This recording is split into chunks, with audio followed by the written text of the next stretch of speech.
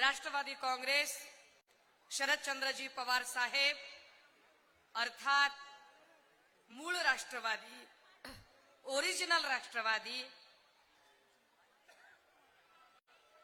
या पक्षाच्या सन्माननीय कार्याध्यक्षा नेत्या संसद रत्न खासदार सुप्रियाताई सुळे, या मंचावर उपस्थित काँग्रेस राष्ट्रवादी काँग्रेस शरदचंद्रजी पवार साहेब शेतकरी कामगार पक्ष, तद्वतच Republican Party of India Deepak Bhau Nikalje गट, त्यासोबतच आम आदमी पार्टी, समाजवादी पार्टी आणि सर्व पक्ष आणि संघटनांचे सन्माननीय पदाधिकारी, या मंचावर उपस्थित महाविकास आघाडीचे एकमेव अधिकृत उमेदवार सन्माननीय बापूसाहेब पठारे, सर्व प्रिंट आणि इलेक्ट्रॉनिक माध्यमांचे प्रतिनिधी आणि आपण सर्व भावांनो आणि बहिणींनो, मंचावर अनेक मान्यवर उपस्थित आहेत. अगदी आमच्या शिवसेनेच्या सागर माळकरजींपासून तर इकडे अनेक मान्यवर, आमचे अंकुश नाना काकडे आणि खूप लोक, ही सगळी मान्यवर मंडळी मंचावर उपस्थित आहेत. या सगळ्यांचे मी नामोल्लेख, कृपया मला क्षमा करा, मी त्यात काही फार वेळ घालवत नाही. दादा हो, ही निवडणूक महत्वाची आहे अनेक अंगांनी. मला कल्पना आहे की मी येरवड्यामध्ये बोलते. येरवडा हा सेन्सिटिव्ह एरिया आहे. मगाशी सुरेंद्र भैया असं सांगत होते की हा सगळ्यात जिंदा दिल एरिया आहे, परंतु सगळ्यात जास्त संकट जर कुठे येतात तर याच एरियावर येतात. मी या सगळ्या काळामध्ये इथल्या प्रत्येक घडामोडीची फार जवळून साक्षीदार असल्यासारखी आहे. या संपूर्ण प्रचार प्रक्रियेमध्ये जे अत्यंत सुंदर नियोजन केलं, all credit goes to Surendra भैयू, की इतकं छान नियोजन त्यांनी केलं.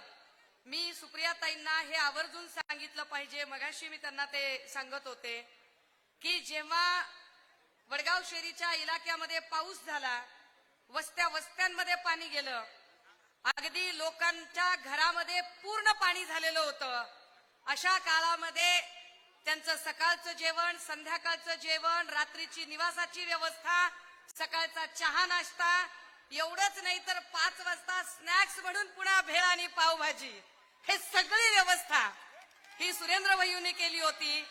आणि त्याला साक्षीदार मी स्वतः आहे, कारण मी प्रत्येक ठिकाणी ते सुपरवाइज करून बघत होते की काय शांतीनगरचा एरिया असेल किंवा इकडचा मधला भाग असेल, या प्रत्येक ठिकाणी म्हणजे पाप आमदारांनी करायचं, राडारोडा आमदारांनी टाकायचा. त्यांनी राडारोडा टाकल्यामुळे, त्यांनी रस्ते ब्लॉक केल्यामुळे इथे पूर परिस्थिती निर्माण होते. आणि पूर परिस्थिती निर्माण झाली की त्यांच्या मदतीला कुणी जायचं तर पठारे कुटुंबाने जायचं. हे फार विशेष आहे. दादा हो, ही निवडणूक मला फक्त एका सीटसाठी एवढ्यापुरतं मी बघत नाही. एक सीट निवडून आणायची आहे म्हणून मी या निवडणुकीकडे अजिबात बघत नाही, कारण इथे एक सीट निवडून आणायची असेल तर ती येणारच आहे, त्यात काही वाद नाही. मला याची कल्पना आहे की मी वडगाव शहरी भागात इकडे वास्तव्याला असताना काही लोकांना असं वाटलं की वडगाव शहरीतनं सुषमाताई उभ्या राहणार आहेत. मी अगदी खूप आधी सांगितलेलं होतं की मी तुमच्या कुठल्याही या सगळ्या प्रक्रियेचा भाग नाही, परंतु इथे उमेदवार कोण पडेल पुढे याची आम्हाला नक्की उत्सुकता होती. एक वेळ जगदीश मुळीक वगैरे उमेदवार असते तर कदाचित आम्हाला अजून थोडीशी कदाचित मेहनत घ्यावी लागली असती. मात्र समोरचा उमेदवार जर पोर्शे कार प्रकरणामध्ये धावून जाणारा, गुन्हेगारांची मदत करणारा असेल, गुन्हेगाराच्या मदतीवरून आठवलं तुम्हाला एक सहज म्हणून सांगते. साधारण 4 वर्षापूर्वीचा किस्सा आहे. 4 वर्षापूर्वी आमचा एक प्रदीप सामनर म्हणून माझ्या भावाचा मित्र होता, छोट्या भावाचा मित्र. काहीतरी झालं आणि त्याने तिकडे पिंपरीकडे आत्महत्या केली. त्याची डेड बॉडी समोर, मी प्रचंड टेन्शन मध्ये, आम्हाला डेड बॉडी घेऊन गावाकडे जायचंय. आणि अशा सगळ्या परिस्थितीमध्ये आमची एवढी माफक अपेक्षा आहे की या डेड बॉडीचं पोस्टमार्टम झालं पाहिजे आणि आम्हाला अँब्युलन्स मिळाली पाहिजे. छोटी अपेक्षा आहे. काही केल्याने पोस्टमार्टम होत नव्हतं. मग मी विद्यमान आमदारांना फोन केला आणि म्हटलं असं असं आहे, जर जमलं तर बघा तिकडे वायसीएम मध्ये फोन करता आला तर. काही नाही, फक्त पोस्टमार्टम लवकर व्हावं आणि अँब्युलन्स मिळावी. बघा अपेक्षा काय असतात. म्हणजे लोकांच्या अपेक्षा तुमच्याकडनं टेंडरच्या नाहीत, गुत्तेदारीच्या नाहीयेत. लोकांच्या अपेक्षा कमिशन खाण्याच्या नाहीयेत. लोकांच्या अपेक्षा आम्ही ड्रग्ज खाऊन बिऊन काहीतरी गाड्यांना धडका देऊ आणि तुम्ही आम्हाला पिझ्झा बर्गर घेऊन या, या अपेक्षा नाहीयेत लोकांच्या. अपेक्षा साधी की तुम्ही आम्हाला एक अँब्युलन्स बघून द्यावी. मला विद्यमान आमदाराने सांगितलं, ताई म्हणे मी कसं काय बोलू शकतो म्हणे, मी काय त्या भागाचा आमदार आहे का. म्हटलं असेल बाबा. मग आता दिवंगत अशोक शिलवंत आपल्यात हयात नाही. मी अशोक शिलवंतांना फोन केला, ते म्हणाले ताई आमदार करू शकत नाही तर मी कसं काय करू शकतो. आणि मग त्यानंतर चंद्रकांताताई सोनकांबळे यांना मी फोन केला. चंद्रकांताताई म्हणाल्या, अहो तुम्ही इतका वेळ का बरं थांबलात. आणि विदिन म्हणजे 1 ते 1.5 तासात त्यांनी ती सगळी प्रक्रिया. मुद्दा हा आहे की त्या दुःखाच्या प्रसंगी आमच्या सोबत आमदार ज्या पद्धतीने वागला, ही गोष्ट मी 4 वर्षापासून इतकी लक्षात आहे माझ्या, की जर हा माणूस माझ्याबद्दल अशा पद्धतीने वागू शकतो तर सर्वसामान्य नागरिकांचे तर फोन उचलत दूर, मग त्यांच्याकडे तर काही बघायचंच काही कारण नाही. दादा हो, इथे पोर्शे कारचं प्रकरण आपल्या डोळ्यासमोर झालं. काय प्रकरण होतं. गाडी भरधाव वेगाने आली, गाडीने धडक दिली, 2 माणसं मरून गेली. अख्खी यंत्रणा कशा पद्धतीने वळवली गेली, त्या यंत्रणेचं काय झालं आपण सगळ्यांनी बघितलं. ज्या आमदाराला एका ठिकाणी कुठे वेळ नाही साधा अँब्युलन्स साठी फोन करायला, तो आमदार अचानक सांगायला लागला की नाही नाही माझं पत्र कुणीही वापरतं, शाळेच्या प्रवेशासाठी सुद्धा मी पत्र देतो. अरे काय दादा, अरे आम्ही काय धोत्रावर इन करतो का डोसक्याला गोड तेल लावतो. हा, आम्हाला एवढं साधं कळत नाही होय की शाळेच्या ऍडमिशनला कोणतं पत्र देता तुम्ही आणि तिथे ससून मध्ये कोणतं पत्र देता. Sassoon hospital, hotel lemon tree, जिथे ललित पाटील ये जा करतोय, ज्या ससून मध्ये ड्रग्ज पेडलर थांबलेले आहेत आणि तिथपासून एक्साईजचं ऑफिस अंतर किती आहे जरा गुगल मॅप नीट चेक करून बघा. ब्रह्मा बिल्डरचा काय संबंध येतो या सगळ्या प्रक्रियेमध्ये हेही जरा बघा.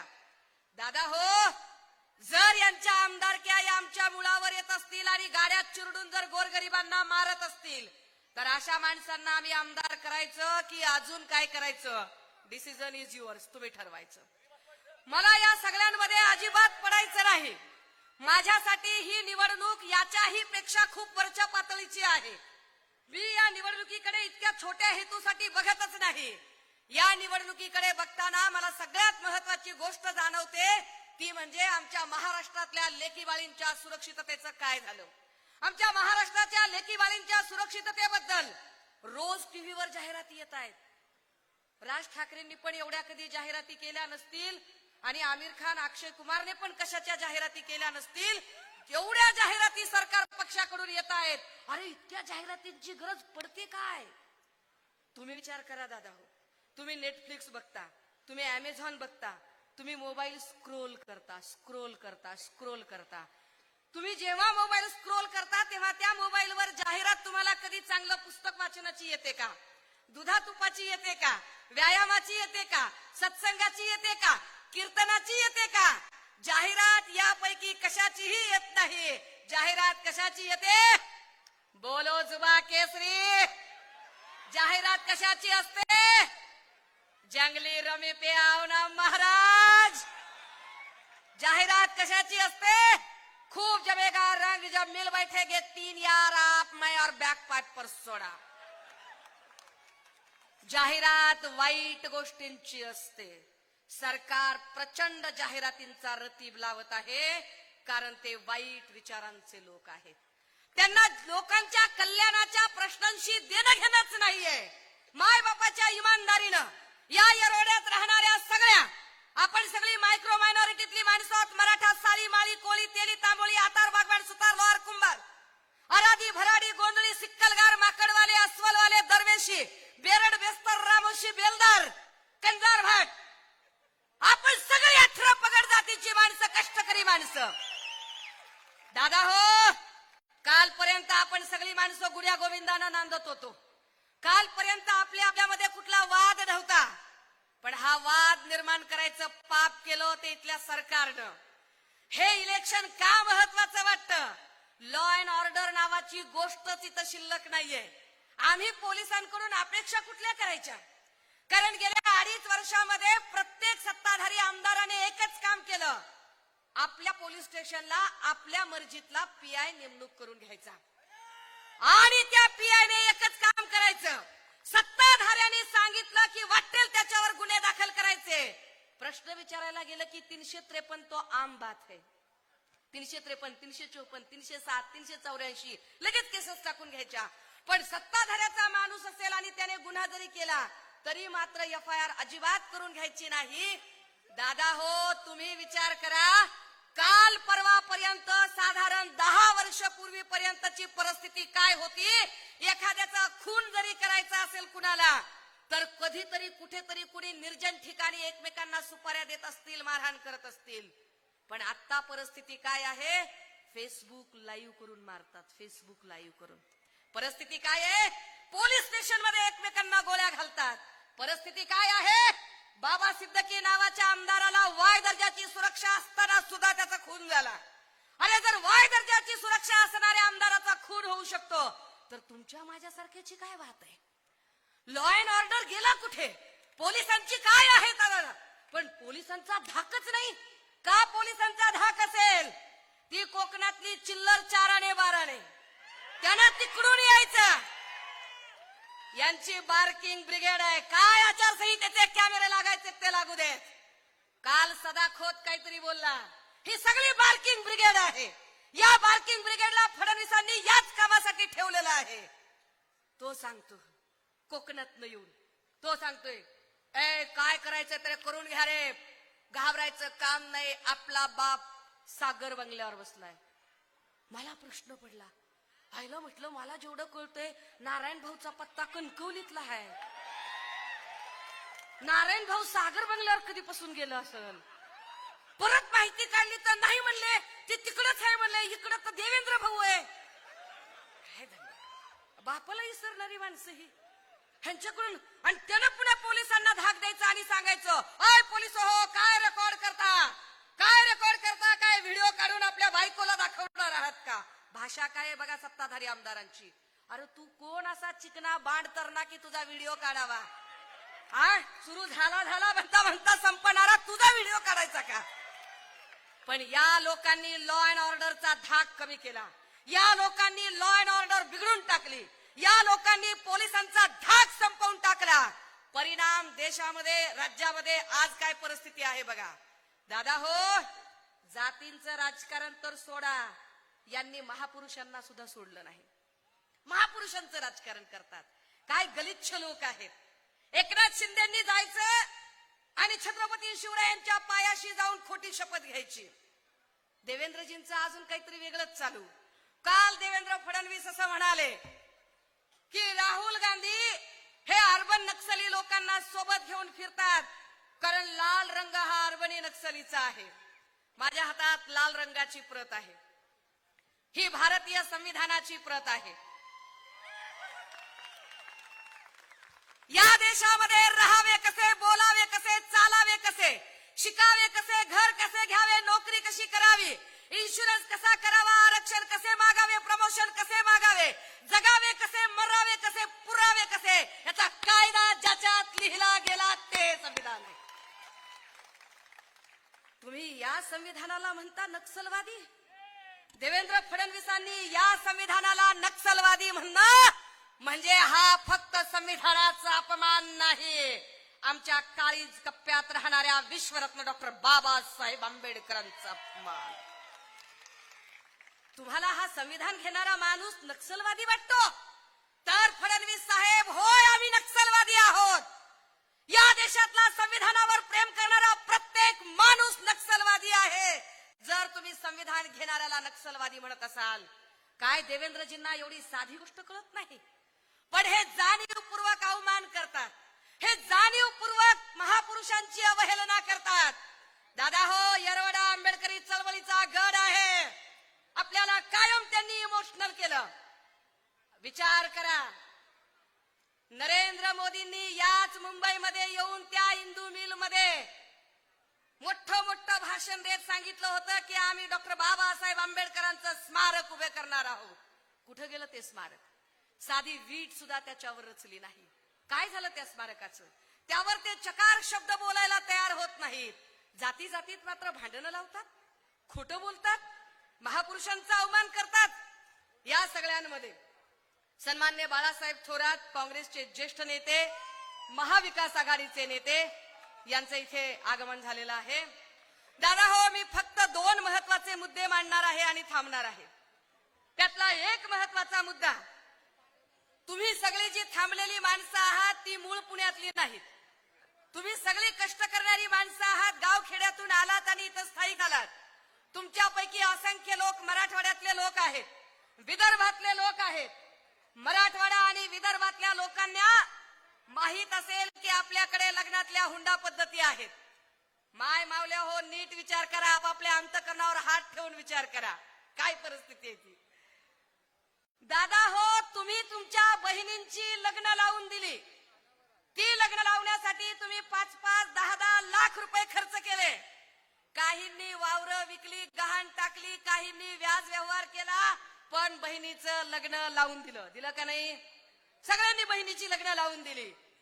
ज्याने ज्याने आपल्या बहिणीचं लग्न लावून दिलं, बहिणीचं लग्न लावत असताना रुखवतात तिकडे मिक्सर ठेवला, कुकर ठेवला, टीव्ही ठेवला, सोफा ठेवला, खुर्ची ठेवली.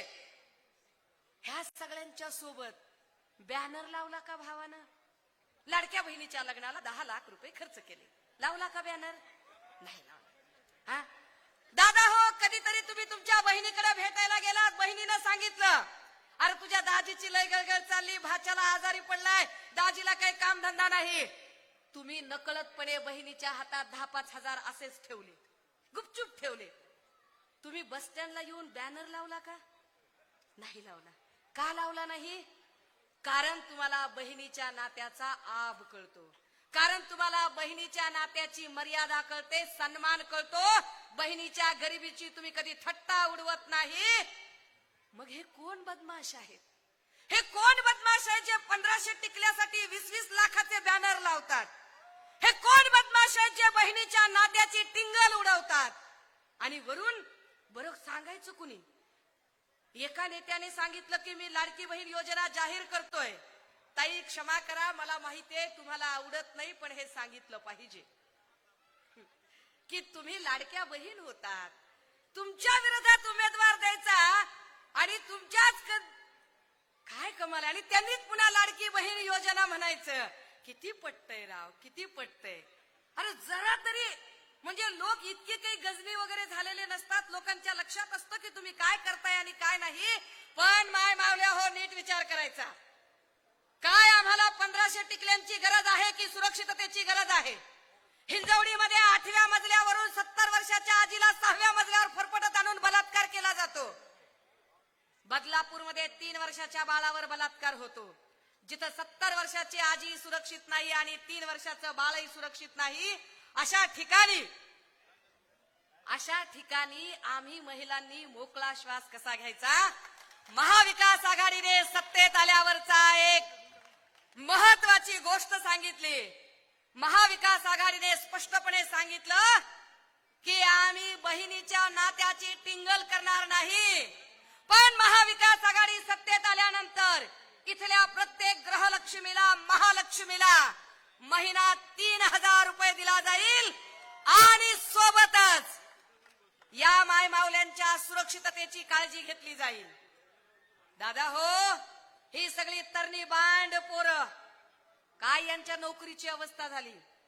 बार्टी असेल, सारथी असेल, महाज्योती असेल, भरती कोण करते? तर भरती करणारे कुणीतरी ठेकेदार. ठेकेदारी कुणाच्या हातात?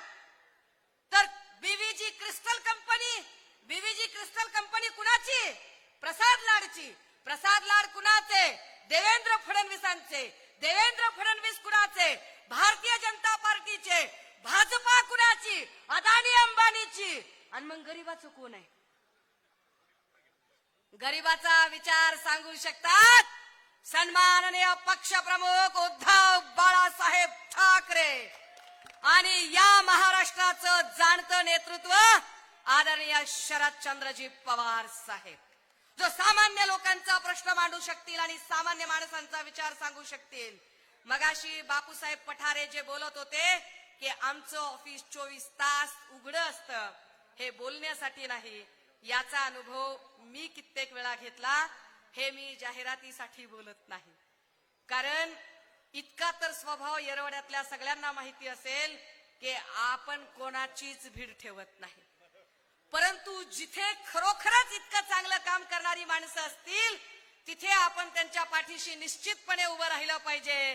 राजे हो, आणि शेवटचा मुद्दा आणि महत्वाचा मुद्दा, ड्रगच्या प्रकरणावर गेली 1.5 वर्ष भांडते मी. 1.5 वर्ष मी 1.5 वर्षापासून ड्रगच्या प्रकरणावर भांडत असताना इथे पोलीस अधिकाऱ्यांनी सांगितलं की होय, एका आमदाराचा पोर्शे कार प्रकरणात हात होता, एका आमदाराचा हात होता.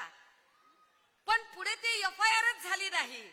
का झाली नाही हे वेगळं सांगायची गरज नाही. सत्ता त्यांची, गृह खातं त्यांचं, गृहमंत्री त्यांचा, आणि गृहमंत्र्यांना बिचाऱ्यांना त्याच्याशिवाय दुसरं काही सुचतच नाही. अशा सगळ्या परिस्थितीमध्ये जेव्हा आम्ही ड्रग्जवर प्रश्न विचारतो त्याची उत्तरं देण्याच्या ऐवजी हे सरकार माझ्यावर अब्रू नुकसानीच्या केसेस टाकतं. ज्यांच्या स्वतःच्या अब्रूची धिंदवडे निघालेले आहेत ते माझ्यावर अब्रू नुकसानीच्या केसेस टाकतात आणि म्हणतात की सुषमाताई, तुम्ही आम्हाला प्रश्न विचारायचा नाही. राजे हो, ड्रग्जचा विषय हा जात, धर्म, लिंगाच्या पलीकडे जाऊन विचार करणारा विषय आहे. ड्रग्जचा विषय हा इथल्या तरुणाईच्या जीवाशी खेळणारा विषय आहे. इकडे विश्रांतवाडी, विमाननगर, लोहगाव या एरियामध्ये अक्षरशः धुराडी फुकल्यासारखे रस्ते झालेले आहेत. प्रचंड प्रमाणामध्ये पब आणि क्लब आणि हे सगळे बार तिकडे चालू आहेत. कुणाच्या आशीर्वादाने चालतात?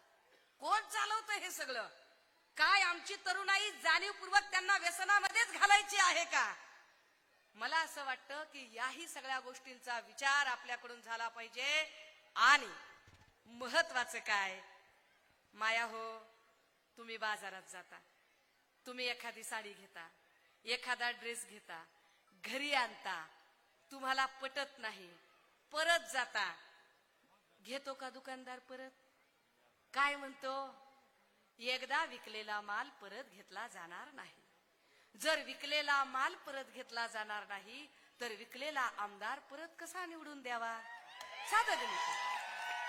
आपल्याला काही लय बोलायचं नाही, आपल्याला काही लय जास्त सांगायचं नाही. आपल्याला एवढंच कळतंय की आता ही निवडणूक ही गद्दारी विरुद्ध खुद्दारीची निवडणूक आहे.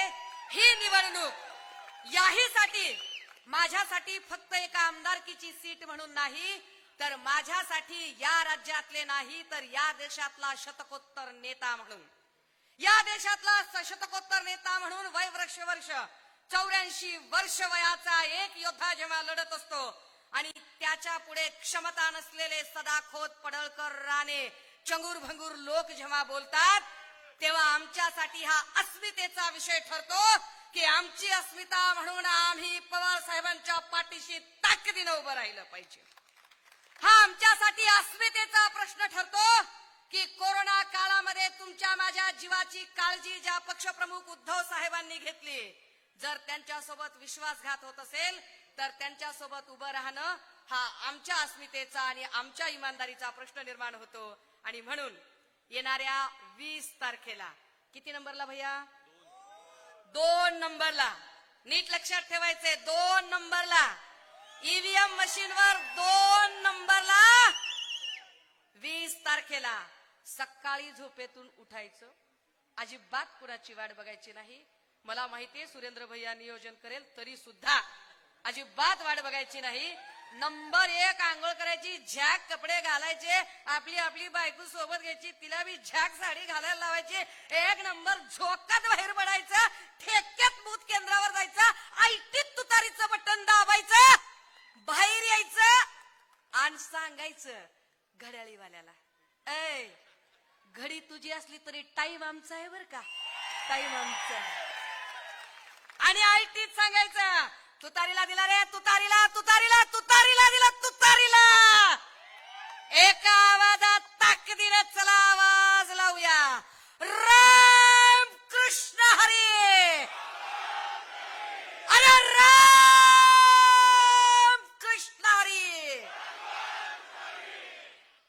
मला माहित आहे माफी बिफी काय मागत नाही.